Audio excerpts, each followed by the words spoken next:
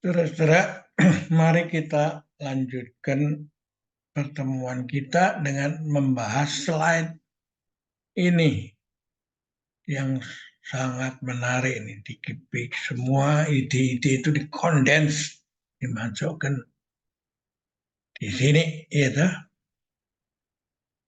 Jadi misi kita adalah meningkatkan mutu hidup sebelum mati.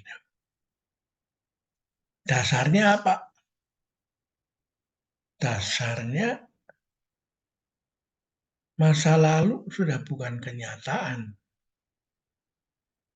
Masa depan belum terjadi. Karena itu dua-duanya di luar kontrol kita. Yang nyata adalah saat ini dan di sini. Karena itu muncul kesadaran meningkatkan mutu hidup sebelum mati. Bukan final di sini. Habis di sini kita menjadi hedonis di sini. Tapi mutu hidup saat ini yang membuat, yang menentukan hidup kita sesudah mati itu. Nah, belajar dari pengalaman Siddhartha Gautama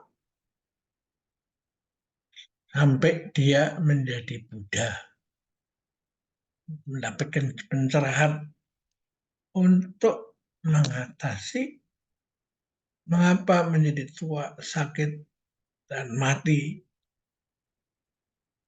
harus menderita.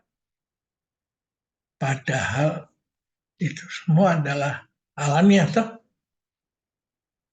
Dia mencari itu dan akhirnya dia mendapatkan pencerahan menjadi Buddha. Dan lalu setelah menjadi Buddha, bagaimana itu? Ya, dia terus inti sarinya itu ada di dalam telinga itu. Karena telinga itu mempunyai kemampuan mendengar, memahami fenomena yang lebih luas daripada mata itu.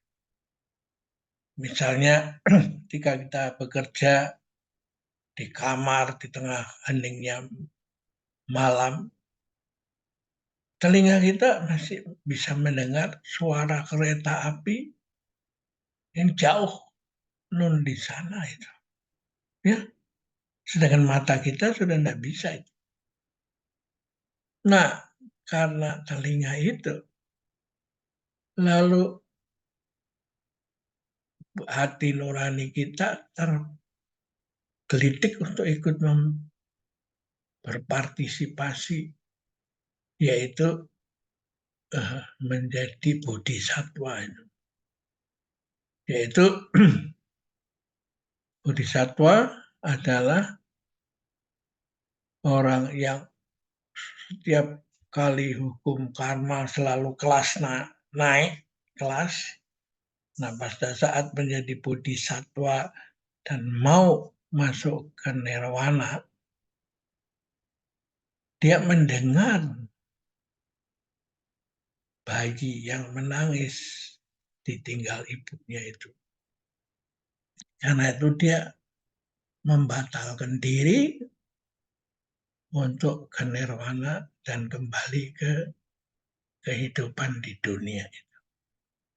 Untuk menolong semua makhluk hidup supaya terbebas daripada penderitaan dan mereka bisa masuk ke nirwana dan dia menjadi orang terakhir yang masuk nirwana.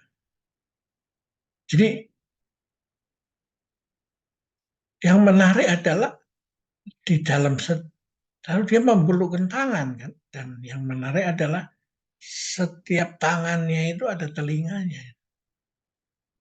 Sehingga dari tangannya 2 berubah menjadi berkembang menjadi 1000, ya, dan bahkan terus menjadi tambah-tambah lagi sehingga tangannya itu menjadi tidak terhingga jumlahnya itu, ya. Konsepnya adalah ini adalah konsep bodhisattva. Dan lalu dia mengatakan, wah kalau begitu saya nggak boleh berhenti di sini. Tapi saya masih melihat ada orang di neraka yang menderita itu. Instead of dia menjauhi neraka untuk cari selamat dirinya sendiri, dia malahan masuk ke neraka dan untuk menguras neraka supaya penghuninya masuk ke nirwana, dan dia lagi-lagi menegaskan bahwa saya akan menjadi yang terakhir untuk masuk ke nirwana setelah neraka bersih. Nah ini sampai di sini ya toh bodhisattva. Tapi ketika dunia terancam perang nuklir, pemanasan global, deforestasi, pencemaran dan lain-lain, muncul dari bodhisattva itu muncul generasi berikutnya itu Maitreya itu yang ikut menjaga seluruh alam semesta itu, ya. Sehingga alam semesta itu bisa menjadi satu dengan apa manusia, ya, ya. Dan inilah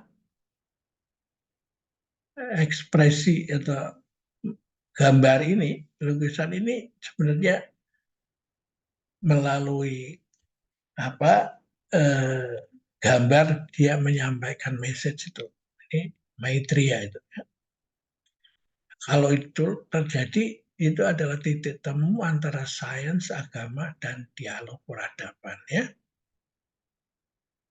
Silahkan dikembangkan sendiri. Saya hanya mencoba membuka memberikan opening untuk merangsang Anda semua menggali menurut agama dan kepercayaan masing-masing, menurut ilmu yang Anda pelajari dan sebagainya. Karena konsep ini bukan mengajak orang semua menjadi menyeragakan menjadi satu agama, tapi membiarkan masing-masing sesuai dengan dirinya sendiri yang dianut, yang cocok, dan bagaimana kontribusinya pada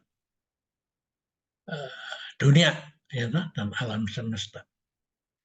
Kita jumpa lagi dalam pertemuan berikutnya.